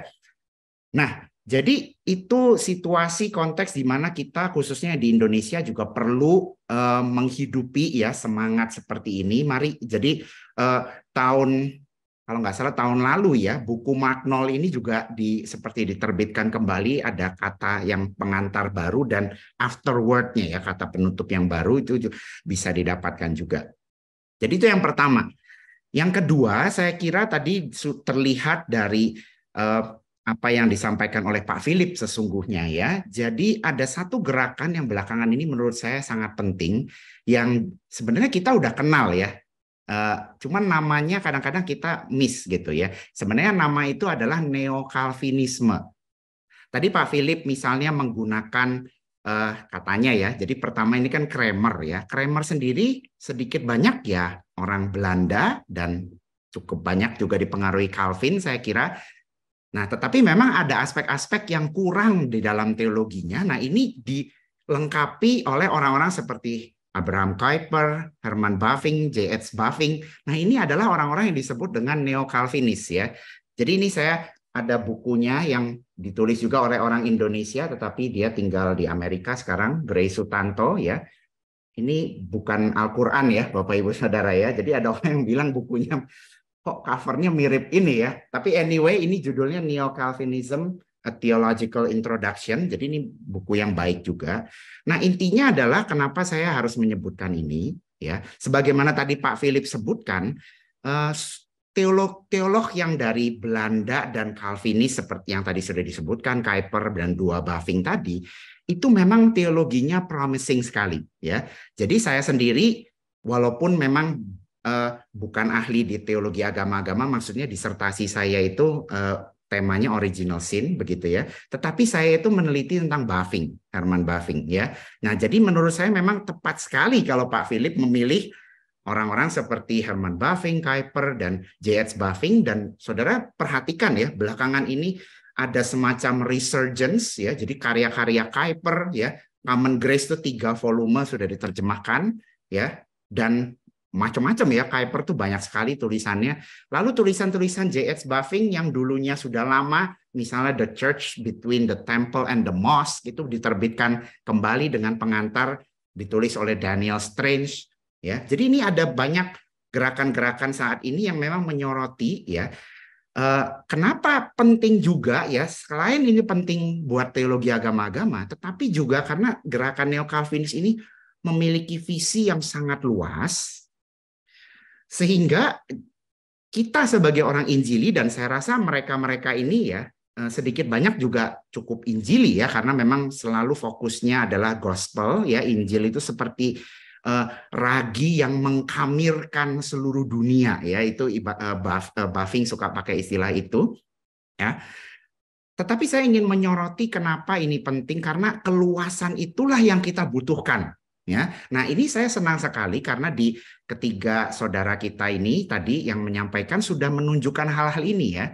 Dan khususnya saya ingin menyoroti juga, tadi rasanya tidak banyak disebut ya, tetapi karena saya membaca tesis daripada Pak Samuel dan Mas Chris begitu, mereka misalnya mulai menyentuh tema-tema seperti teosis atau deifikasi, yang biasanya ketika kita menyebut ini, loh, ini bukan terminologinya orang Injili, apalagi teologi reform misalnya ya. Nah, tetapi sebenarnya riset belakangan ini menunjukkan ya, khususnya kalau saudara mengikuti teologi reform ya, jadi karya-karya yang menunjukkan bahwa Calvin, Jonathan Edwards ya, itu kurang reform, apalagi mereka berdua ya. Tetapi banyak orang yang sudah menyoroti ada nuansa-nuansa bahasa-bahasa yang digunakan oleh mereka itu bisa dikategorikan sebagai teosis. Nah, menurut saya riset-riset seperti ini yang perlu kita kedepankan. Karena apa? Karena ini menunjukkan sebenarnya kekristenan itu tidak berseberangan seperti itu juga ya. Jadi ini maksudnya saya berbicara kepada yang Protestan ya, mengajak ayo mari kita sama-sama lebih sedikit keluar dari tradisi kita pelajari apa yang rekan-rekan dari Ortodoks Timur ya, khususnya yang sangat menekankan teosis, itu kita bisa pelajari dari hal itu. Nah, yang saya soroti di kedua tesis dari Pak Samuel dan Mas Chris ya, interaksi antara teologi reform dengan teosis itu belum terlalu kental ya. Jadi ada baiknya kita sendiri sebagai rekan-rekan yang lain supaya tahu begitu ya. Jadi kita ini sebenarnya udah banyak begitu ya orang Injili ya. Jadi saudara sebenarnya literaturnya sudah banyak sekali ya. Saya kalau sebutkan satu bisa habis waktunya ya, karena sudah banyak sekali ya. Tetapi memang begini, ketika di dua tesis itu disebutkan ya, kenapa saya bilang interaksinya perlu lebih banyak, karena memang kompatibilitas ini nggak se-clear itu ya. Jadi kalau tanpa ada penjelasan, oh kita percaya teosis, ya. Nah itu mungkin gereja-gereja saat ini belum tentu bisa langsung terima, mungkin sebagian besar malah alergi ya. Nanti kita dicap, oh kamu sebentar udah mau hijrah ya ke tradisi lain begitu ya. Nah jadi memang penambahan diskusi mengenai materi-materi yang terkait dengan teosis ini akan sangat memperkaya ya hasil penelitian dari kedua saudara kita yang tadi ya Pak Samuel khususnya dan Pak Christian begitu. Jadi ini neo-Calvinisme ini menurut saya memang sangat hospitable sekali pendekatannya dan sangat ekumenikal juga ya. Nah, jadi kalau Bapak Ibu membaca khususnya Bavinck ya, rasanya itu nggak ada tulisan yang khususnya pada zamannya yang dia belum pernah baca. Khususnya filsuf-filsuf, dan saya senang sekali karena membaca Reform Dogmatics-nya itu kita sering melihat ya, oh ini tuh di agama lain orang tuh berpikirnya begini ya. Jadi katakanlah konsep tentang sacrifice, forgiveness begitu ya, ini terkait dengan atonement, itu dia memasukkan hal-hal seperti itu ya. Jadi ada interaksi ya, menunjukkan bahwa dia itu aware ya, bahwa pandangan dia ini ada kemiripan ya. Jadi bahasa yang sering kita pakai dalam teologi agama-agama ini kan point of contact misalnya. Tetapi di sisi lain juga dia kemudian mengatakan tapi kekristenan itu punya sesuatu yang lebih loh. Ya, jadi ini memang ada sedikit kemiripan dengan Kramer, sebentar saya akan tegaskan juga ya. Nah, jadi itu konteks yang kedua, neo-Calvinisme, dan yang ketiga bagi saya karena ini banyak pembahasan mengenai Injili ya. Jadi saya mengajak kita sesungguhnya untuk melihat kembali tradisi neo-evangelikalisme. Yang saya maksud adalah tentu saja tradisi yang dimulai ketika ada kontroversi antara fundamentalisme dan liberalisme, dan yang keluar di tengah-tengah ya. Jadi kata neo-evangelikalisme ini sebenarnya ya sederhananya ya evangelical ya atau Injili ya. Tetapi kenapa kadang-kadang disebut neo? Karena yang evangelical itu seringkali ya sama atau 11-12 sama fundamentalisme. Nah, tetapi kita nggak mau jadi seperti fundamentalis. Ya, maka itu menurut saya ada banyak kekayaan yang saya rasa kita ini belum ambil begitu ya. Nah, dan yang saya maksud tentu saja tadi sudah diteladankan oleh Pak Samuel begitu ya, menelusuri kembali apa yang disampaikan oleh Clark Pinnock begitu, yang saya rasa ini juga mungkin nggak banyak orang yang meriset tentang dia ya. Jadi setahu saya di Indonesia sendiri Pak Pendeta Henry Everin misalnya pernah menuliskan disertasi judulnya Open Particularism ya. Menurut pengakuan beliau, karena beliau pernah studi di tempat saya studi sekarang, Trinity Evangelical Divinity School, Clark Pinnock itu juga pernah ngajar di sana ya. Nah ini jadi ada pengaruh-pengaruh seperti ini yang saya rasa juga kelihatan sesungguhnya di disertasi beliau ya. Tentu saja ada perbedaannya. Nah, tapi interaksi seperti ini yang menurut saya perlu ya dilakukan bukan saja kepada Clark Pinnock sebenarnya, tetapi kepada tokoh-tokoh yang sebelumnya. Ya, misalnya Carl Henry, ya, dia juga menyampaikan banyak soalnya tentang teologi agama-agama ya, walaupun nggak sebanyak yang lain. Atau misalnya Harold Netland, ya, Gerald McDermott, Timothy Tennant, ya. Nah, kenapa saya menyebutkan hal-hal ini? Sebenarnya begini ya, ini kaitannya dengan Pak Samuel tadi ya. Tadi memang tidak terlalu terlihat di dalam presentasi beliau, tetapi maksud saya begini ya. Tadi posisi Pak Samuel sebenarnya sudah jelas. Pinnock ini beliau tidak setuju, tapi kita bisa belajar daripadanya ya. Jadi sekali lagi seperti itu. Nah, tetapi saya juga di sisi lain ingin mengajak, coba kita juga lihat orang-orang Injili yang lain yang seringkali dikenal itu bukan inklusif, tetapi lebih eksklusif. Ya. Karena apa? Karena tadi sebenarnya Pak Philip ini sudah menegaskan ya, orang-orang eksklusif memang seringkali disangka sombong-sombong, tertutup, sempit ya. Tapi sebenarnya enggak loh. Karena kalau kita lihat buku-buku yang tadi saya sebutkan, Gerald McDermott, Timothy Tennant, Harold Netland, dan seterusnya, itu mereka orang-orang yang juga aware ya pentingnya untuk engage khususnya agama-agama non-Kristen dan termasuk juga teologi-teologi yang berseberangan dengan mereka. Ya. Nah, ini yang kadang-kadang kita itu kurang aware ya. Jadi begini loh maksud saya. Kita itu pengen bisa mendapat semacam legitimasi ya sebagai orang Injil itu untuk bisa berdialog, engage agama lain ya. Tapi kadang-kadang yang menyulitkan kita itu teologi kita sendiri. Ya. Nah, maka itu sebenarnya teologi-teologi yang biasanya dikenal dengan yang lebih eksklusif ini perlu lebih digali lagi. Tadi Pak Philip menjelaskan tidak semua eksklusif itu sama. Dan itu betul sekali. Dan menurut saya ini juga satu diskusi yang perlu ditambah juga ya di diskusi ranah teologi agama-agama sekarang.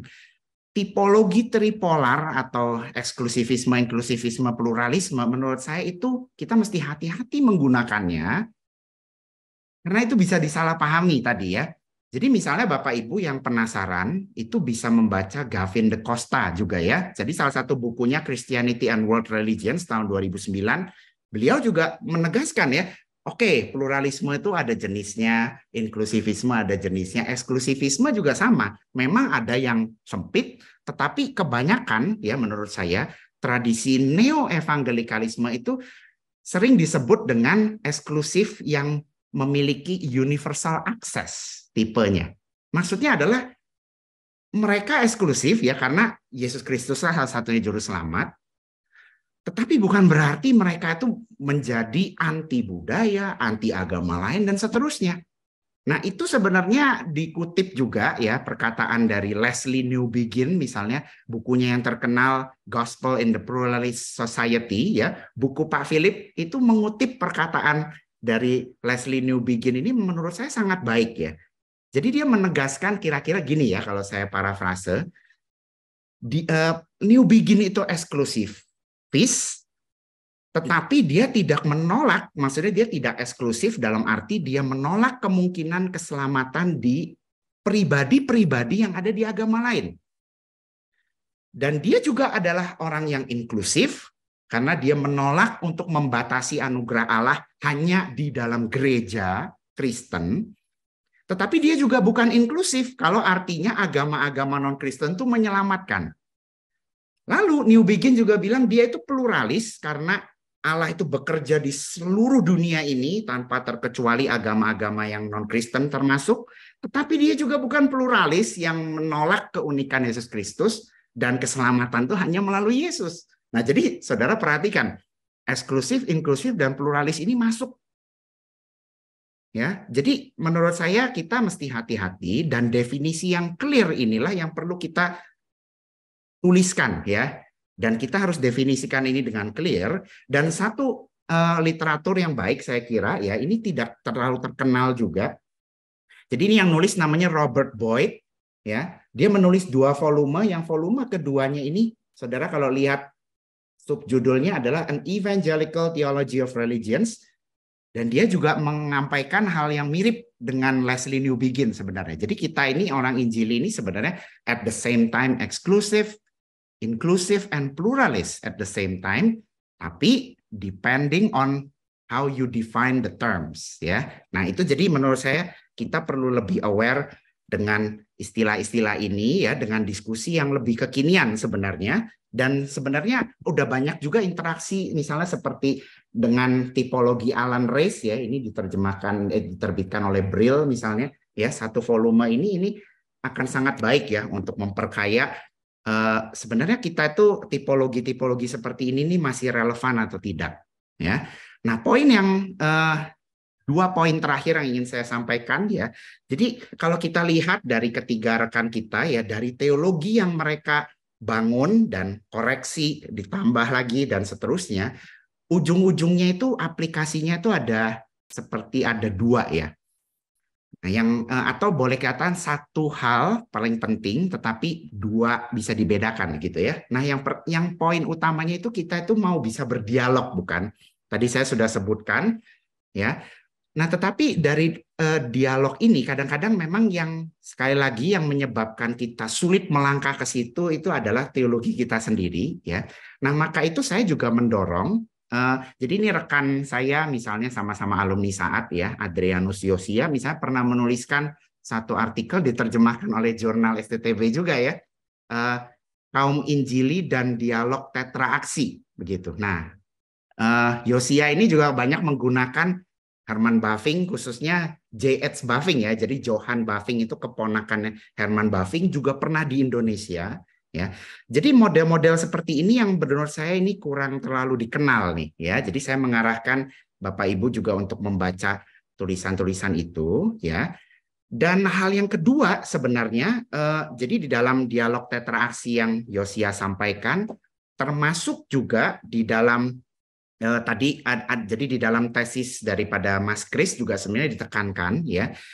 Bukan saja dialog secara verbal yang kita mesti lakukan, artinya kita itu saling mengenal ya, memahami agama lain, tetapi juga dalam hal sosial sebenarnya. Nah, kaum Injili itu paling sering dicap itu kurang peduli terhadap hal-hal keadilan sosial, bukan? Nah, ini yang mesti kita pikirkan juga. Nah, kenapa seperti itu? Yang sebenarnya menurut saya agak aneh, Bapak Ibu Saudara. Kenapa? Karena tadi saya menyebutkan, kalau kita melihat tulisan-tulisan dari orang-orang Injili yang neo-Injili itu tadi, Carl Henry, John Stott, dan yang lain-lainnya, kita akan kaget sekali karena penekanan mereka terhadap hal-hal yang sosial itu sangat besar sekali. Dan baru-baru, bukan saja baru-baru ini ya, maksudnya baru saja kemarin malam di WIB, Tim Keller meninggal dunia. Dan saudara kalau melihat tulisan-tulisan Tim Keller, tidak sedikit juga dia menekankan mengenai hal ini ya. Nah, inilah yang menurut saya menjadi kelemahan kita ya, masih di Indonesia ya. Saya tidak bilang semuanya tidak memperhatikan ini, karena minimal STTB juga sudah bergerak sangat intensional sekali dalam hal ini ya, memperhatikan marketplace, teologi kerja, dan sebagainya. Nah, inilah yang sebenarnya bentuk-bentuk konkret yang kita perlu lakukan juga. Ya, jadi mahasiswa-mahasiswa STTB berbahagialah ya. Alumni-alumninya juga mesti berbangga ya, karena STTB sudah boleh dikata ya menjadi salah satu yang mengkatalisasi ini ya. Jadi bagaimana kita ini bisa lebih berdampak di ranah publik khususnya. Karena apa? Karena teolog agama yang tadi saya sebutkan ya, termasuk Robert Boyd ini, semuanya juga menekankan hal itu ya. Jadi ini teologi agama-agama ini sebenarnya sangat kaya sekali ya. Jadi bukan melulu ngomongin soal gimana kita berinteraksi dengan agama lain begitu ya. Dan inilah yang saya rasa menjadi PR kita ya sebagai kaum Injili. Mari kita mengisi kekosongan-kekosongan, kekurangan, kelemahan-kelemahan yang perlu kita isi ya, sehingga kita itu bisa hidup ya, bukan saja sebagai neo-evangelical, neo-Calvinis, bukan semata-mata itu ya, sebenarnya labelnya itu kan nggak penting. Yang penting itu adalah apakah kita menjadi pengikut Kristus sebagaimana mestinya. Tuhan Yesus memberkati kita semua. Ya, terima kasih banyak Pak Wilson yang sudah memperkaya kita semua di dalam konteks yang sangat baik ya untuk memperkaya diskusi kita pada kesempatan kali ini. Kita akan melanjutkan ke dalam sesi tanya jawab yang mungkin sudah dinantikan kita semua.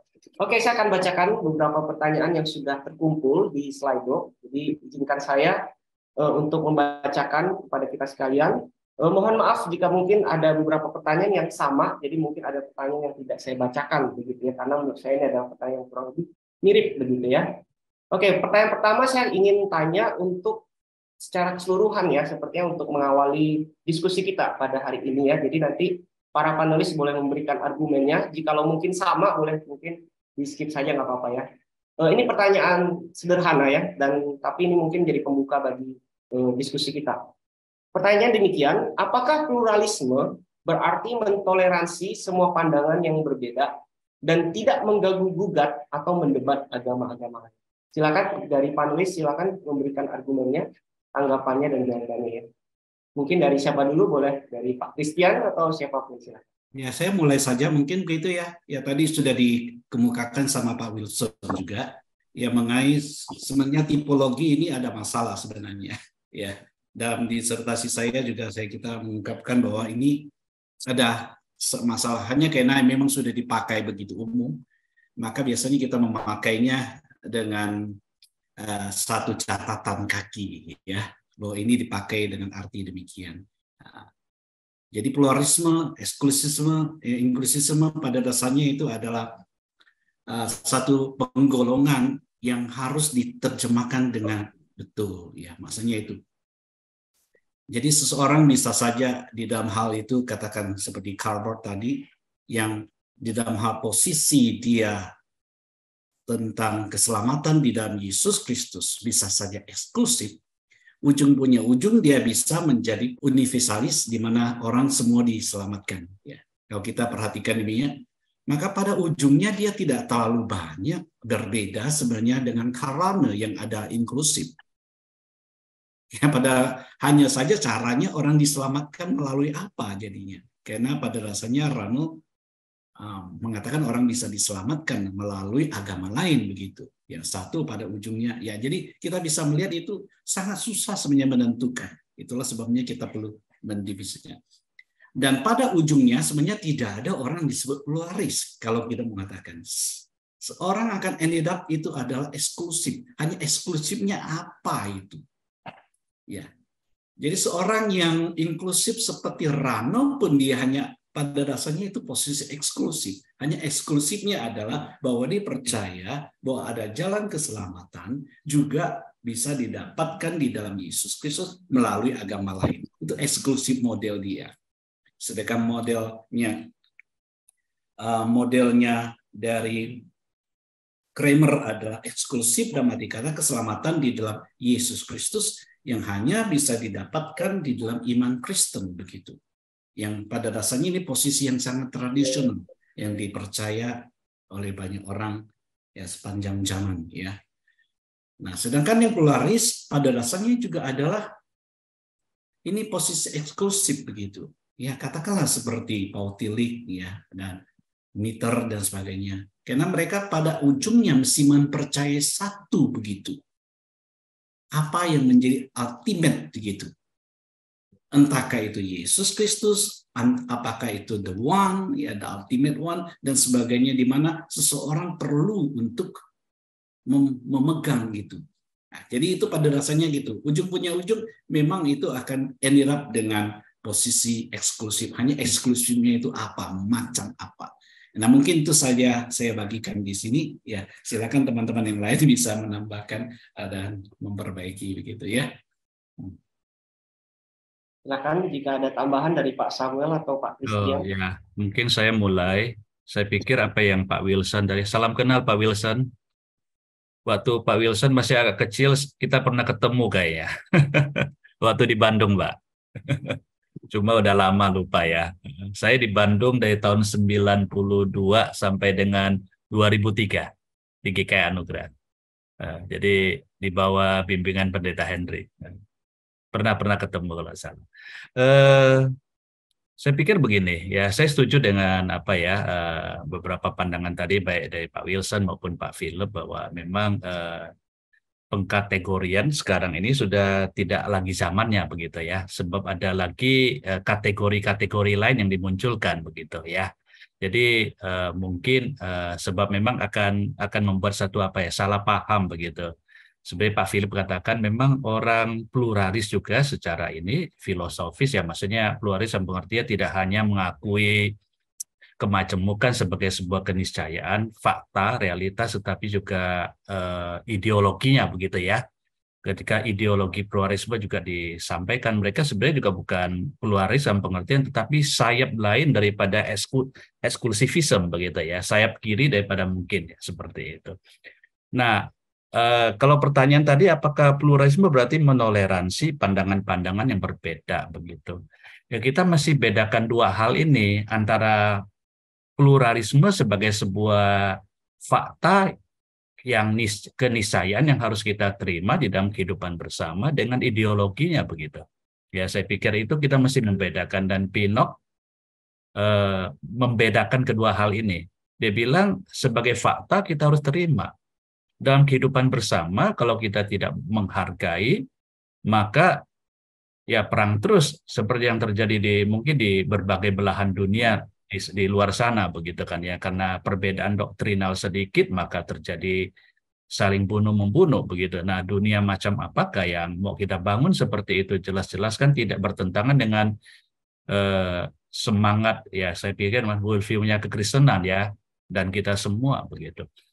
Tapi secara ideologinya ya kita mesti tolak begitu, karena memang bukan bagian daripada semangat doktrinal kita begitu. Jadi saya sih sepakat dengan Pino dalam hal ini ya, dibedakan antara ideologinya sama dengan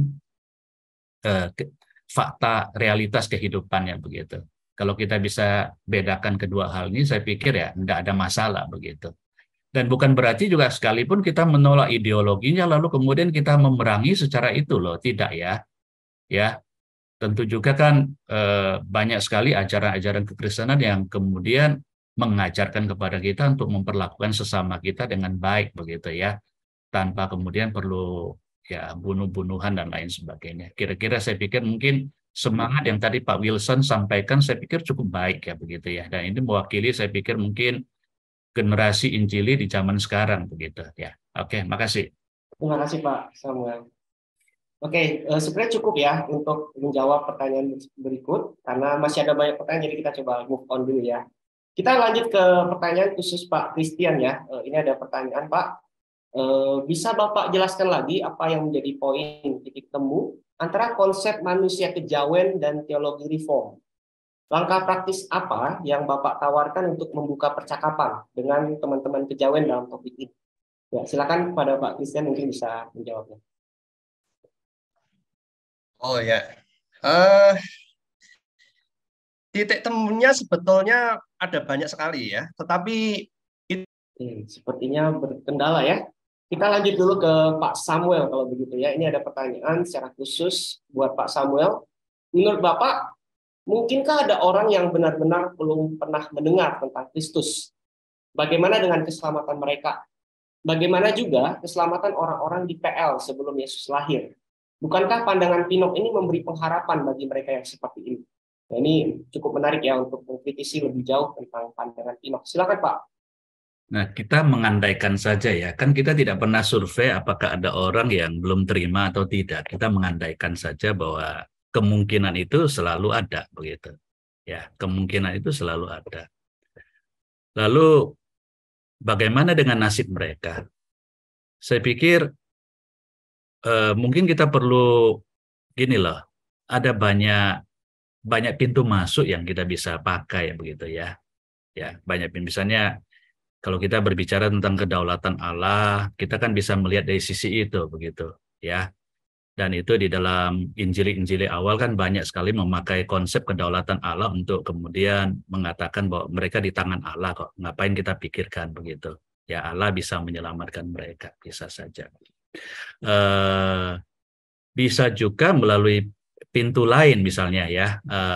Misalnya di dalam teologi Pinok kan dibuka kemungkinan-kemungkinan seperti itu. Misalnya iman pramesianik begitu ya. Yang kemudian Pinok mengatakan itu disejajarkan dengan misalnya bayi-bayi yang lahir sebelum mengaku percaya di dalam keluarga orang percaya itu kita yakini diselamatkan begitu.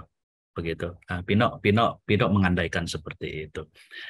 Nah, kalau kemungkinan yang postmortem sih saya nggak setuju ya. Saya nggak setuju karena apa? Karena ini terlalu spekulatif begitu ya, sebab dalil-dalil dari Alkitabnya juga tidak terlalu banyak, hanya satu bagian saja. Bahkan sangat ekstrimnya Pinok kemudian mengutip satu drama, saya agak lupa ya drama apa itu ya, kemudian dia kemudian mensejajarkan itu begitu. Jadi sebenarnya banyak pintu masuk begitu. Bisa juga pakai misalnya konsep kedaulatan begitu ya. Bisa juga misalnya karya di dalam misalnya metodisme kan, misalnya anugerah yang mendahului begitu. Saya pikir banyak sekali begitu yang bisa dipakai begitu. Tinggal kita misalnya mau ambil yang mana saja yang disesuaikan dengan data-data Alkitab yang ada begitu. Kalau saya sih agak bebas begitu ya memakai yang mana, tetapi biar bagaimanapun ya jiwa Calvinisnya masih tetap ada sedikit lah begitu. Ya, ya tetap ada.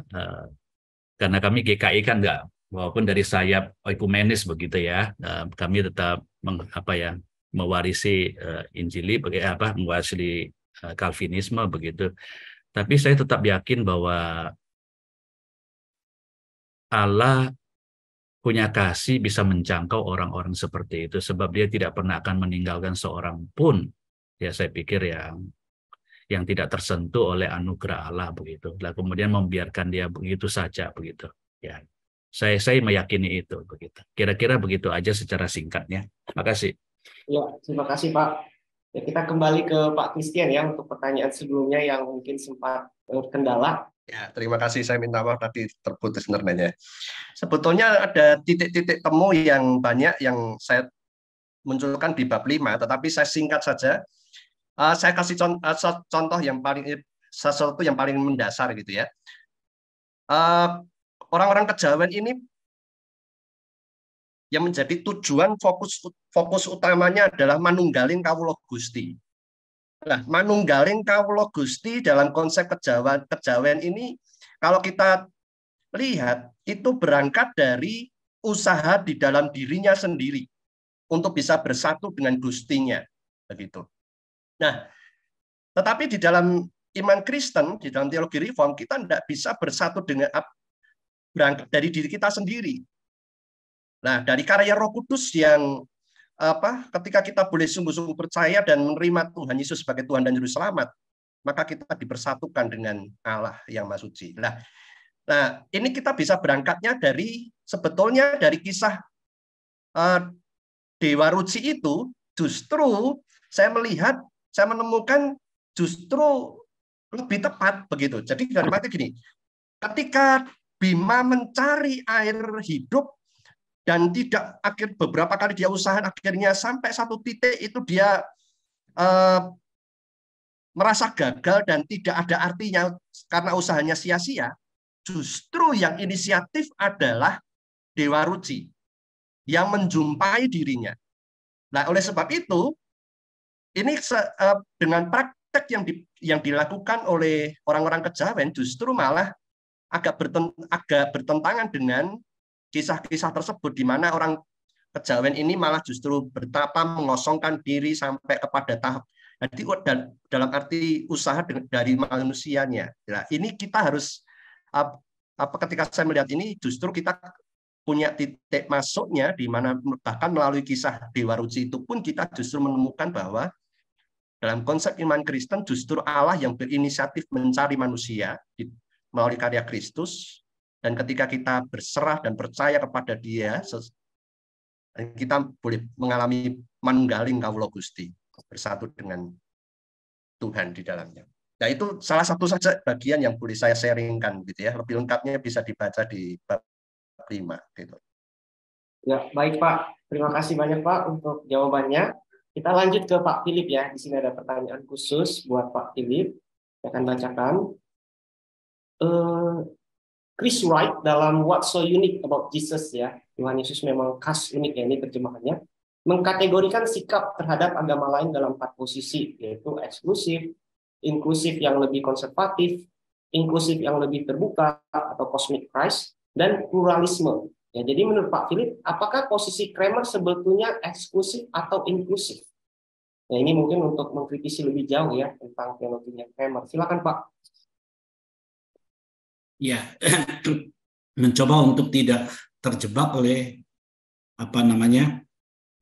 kategori itu. Ya, jadi pada dasarnya Kramer itu dia memegang apa sih? Dia percaya Yesus sebagai satu-satunya jalan dan keselamatan. Ya. Dia percaya apa? Dia percaya perlu kita mengabarkan Injil secara tradisional. Ya, ini penting sekali. Dia percaya apa? Dia percaya kita perlu berinteraksi dengan agama-agama yang lain dan menghargai budaya yang lain. Ya, sekalipun di dalam kerangka teologi saya mengatakan bahwa dia tidak terlalu cukup kuat, dan kemudian saya mencoba untuk memberikan penguatan dengan doktrin anugerah dan doktrin wahyu itu. Ya. Nah, memang itu jauh lebih baik kita mengkategorikan dia dengan pemikirannya demikian. Nah, bagaimana dengan katakanlah keselamatan apakah ada di luar daripada Yesus Kristus? Jawabnya tidak ada. Apakah dia akan seperti Pinok yang menawarkan akan postmortem itu? Jelas tidak ada. Lalu bagaimana dia menjawab, adakah orang-orang yang tidak percaya kepada, yang bagaimana nasib mereka yang belum percaya kepada Tuhan Yesus, yang belum pernah mendengarkan Injil Yesus Kristus? Kalau ditanya kepada Kramer, dia akan mengatakan, saya tidak tahu. Nah, ini jawabannya lebih adalah kita sebut dengan posisi yang disebut dengan humble agnosticism, ya, betul-betul tidak tahu gitu. Jadi ini ada posisi orang-orang Injili yang mengatakan, well, saya tidak tahu, saya serahkan aja kepada Tuhan begitu ya. Ya, dia tidak akan membuka terlalu luas ya. Ini mungkin posisi reform juga. Posisi reform itu agak sedikit lebih konservatif, dalam arti kata anti spekulatif gitu. Ini dia mengikuti posisi daripada Calvin yang agak tidak terlalu mau spekulatif, pertanyaan-pertanyaan yang ya lebih hypothetical ya. Bagaimana jika itu, kalau kita tidak menjawab ya sudah.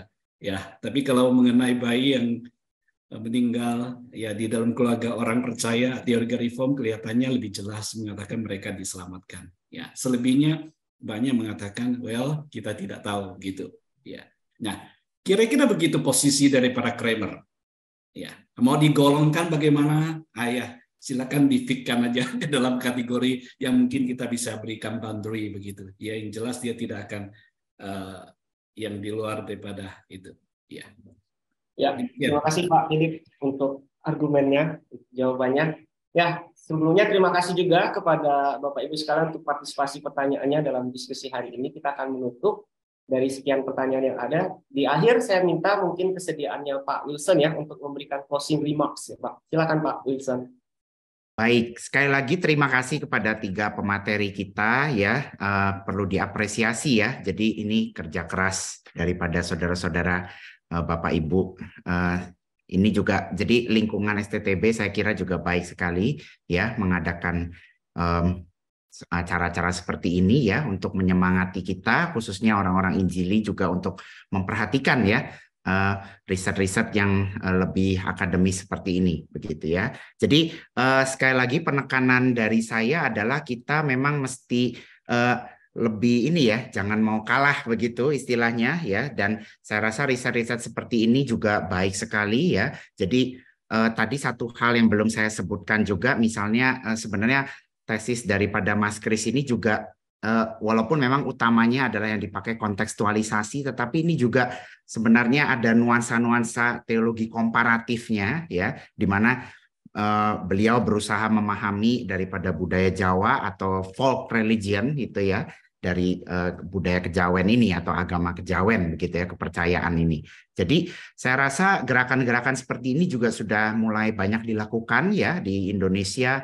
Jadi misalnya yang tahu istilah komparatif teologi secara akademisi di dalam dunia akademik ini, misalnya orang Indonesia Bapak Hans Harmakaputra ya pernah menuliskan juga. Dan nah ini menariknya begini, saya rasa kita pun orang yang selalu biasanya kita dalam pandangan kita, oh ya kita ini Injili dan artinya eksklusif. Menurut saya itu perlu pelan-pelan dikikis ya, karena jangan sampai akhirnya kita juga takut melakukan hal-hal seperti itu ya.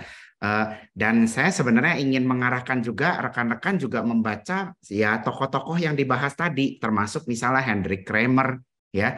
Jadi misalnya di salah satu disertasi tentang Hendrik Kramer ya, Tim Perry ini ya, Pak Philip juga mengutipnya. Menarik sekali saya baca di sini juga dia salah satu aplikasi ya, padahal ini Kramer biasanya disangka tertutup dan sebagainya, tetapi dia juga sebenarnya tadi ya sudah disebutkan belajar agama lain, jadi Islamolog begitu ya, sangat ahli sekali, bahkan sampai belajar bahasanya. Menurut saya itu udah niatnya luar biasa begitu. Dan hendaklah kita juga orang-orang yang sangat menekankan penginjilan juga bergerak ke arah yang seperti itu ya. Jadi kita mesti mengupayakan dan meminta anugerah Tuhan juga diberikan kepada kita ya, untuk kita bisa nanti kemudian dari gerakan Injili khususnya di Indonesia juga bisa timbul ya. muncul orang-orang yang bukan saja concern tetapi juga mumpuni ya dalam hal-hal seperti ini. Karena itu kiranya segala kemuliaan hanya bagi Tuhan kita ya. Tuhan memberkati kita semua dan rekan-rekan di STTB ini. Baik, terima kasih banyak Pak untuk closing remarks-nya. Dengan demikian berakhirlah diskusi kita ya untuk seminar CTM pada hari ini. Nah, sebelum kita menutup ada sedikit pengumuman ya. Mungkin bagi Bapak Ibu yang bertanya-tanya ya terkait soal apakah bisa mendapatkan slide, mendapatkan materi. Nah, di sini Bapak Ibu bisa mendapatkan melalui tulisan yang sudah dipersiapkan oleh STTB ya dalam berupa bentuk monograf.